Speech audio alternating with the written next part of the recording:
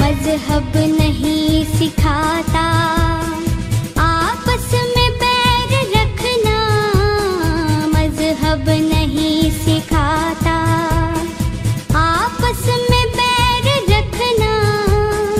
हिंदी है हम, हिंदी है हम, हिंदी है हम, वतन है हिंदुस्तां हमारा, हमारा सारे जहां से अच्छा हिंदुस्तां हमारा।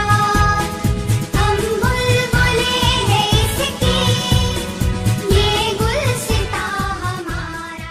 सावधान।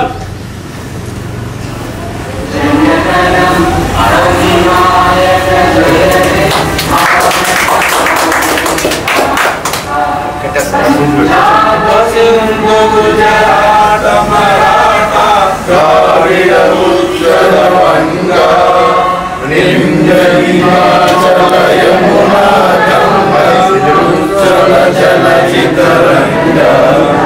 तव शुभ नामे गाहे, तव शुभ आशीष मांगे, जाहि तव जय गाथा।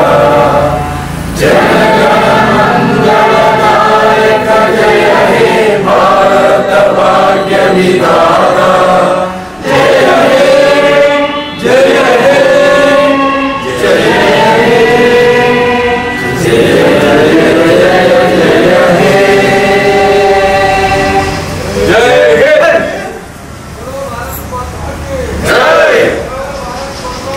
जय जय। ऐ वतन मेरे वतन, ऐ वतन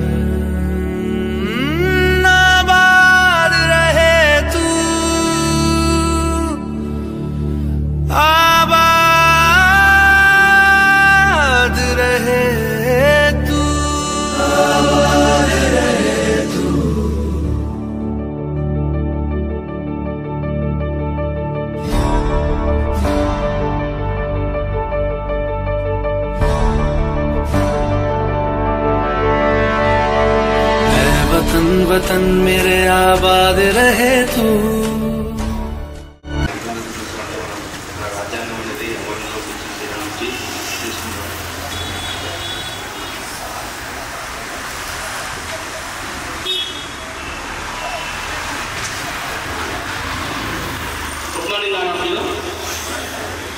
అందరికీ 76వ గణతంత్ర దినోత్సవ శుభాకాంక్షలు.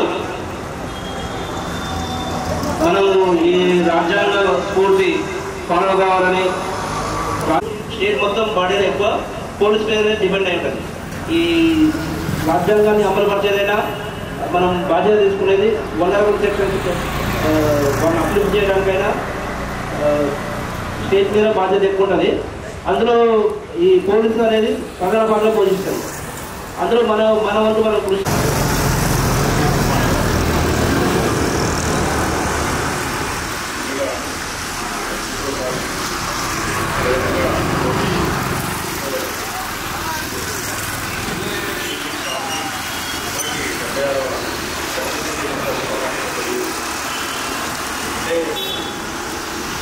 రాజ్యాంగం అమలు మామూలుగా ఒక సంస్థకైనా లేకపోతే వ్యవస్థకైనా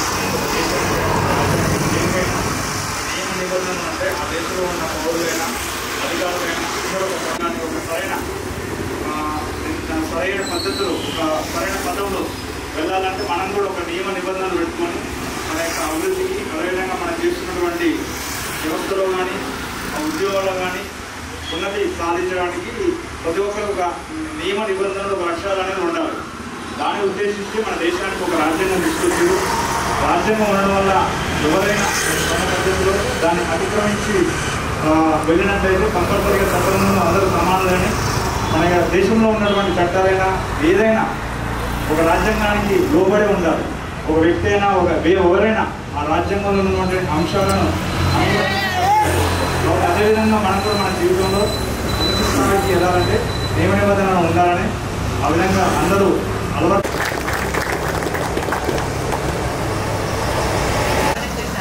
ఈ ఇయర్ ఇంకా బాగుంది, నెక్స్ట్ ఇయర్ ఇంకా బాగుంది. అంత పీస్ఫుల్గా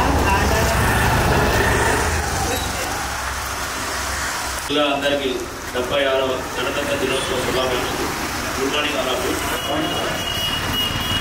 మనందరూ తెలుసు మనకి 1947 ఆగస్టు 15 భారతదేశానికి స్వతంత్రం వచ్చింది. దాదాపు 2 వందల సంవత్సరాలు చేశారు. 1947 ఆగస్టు 15 స్వతంత్రిస్తూ పోతూ మనకు కొన్ని గొడవలు పెట్టి వాళ్ళు పోయారు. అప్పుడు దాకా మనకి రాజ్యాంగం అనేది లేదు. రాజ్యాంగం అంటే ఏమి లేదు, మనల్ని మనం ఎట్లా పరిపాలించుకోవాలి. అప్పటివరకు మనం ఎవరు బ్రిటిష్ పరిపాలించారు. ఇంగ్లాండ్ రాజ్యాంగం ఇండియాలో ఉండేది. రవి అస్తమించిన బ్రిటిష్ సామ్రాజ్యం అనేది మొత్తం ప్రపంచం అంతా ఉండేది. అటువంటి సామ్రాజ్యాన్ని కేవలం అహింస అనే ఒకే ఈస్ట్ అంటే మనదే కదా. ఈస్ట్ వైపు బ్రిటిష్ వారి దేశం అనేది లేకుండా దాన్ని మొత్తం పడమరకు వెలగొట్టారు. దానికి ఎంతో మంది మహానుభావులు, మహాత్మా గాంధీ గారు, నేతాజీ సుభాష్ చంద్రబోస్, జవహర్లాల్ నెహ్రూ, ఎంతోమంది మహానుభావులు వారి యొక్క జీవితాన్ని త్యాగం చేసి మనకి ఈరోజు మనం పెంచుకోవడం స్వేచ్ఛావాయులు అనేది మనకి ఇవ్వడం జరిగింది.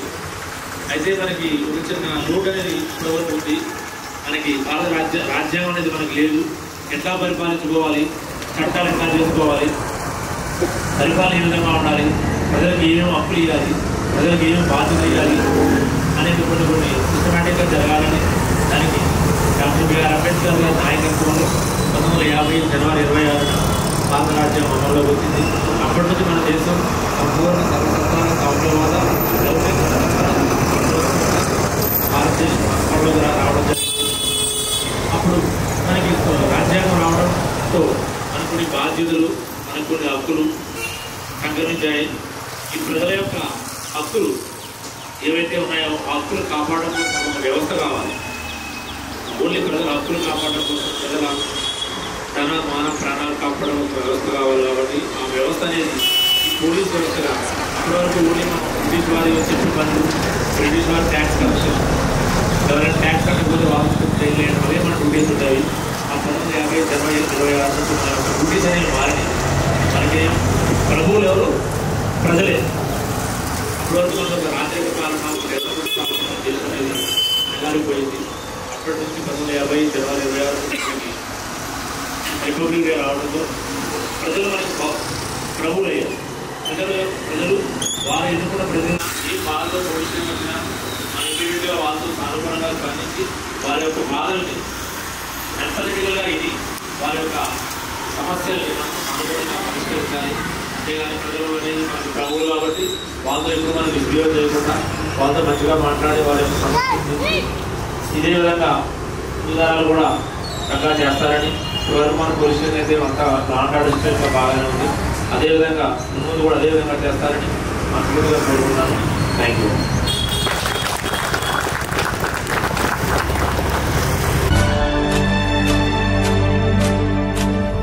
वतन वतन मेरे आबाद रहे तू, वतन वतन मेरे आबाद रहे तू, मैं जहाँ रहूँ जहाँ मैं याद रहे तू, मैं जहाँ रहूँ जहाँ मैं याद रहे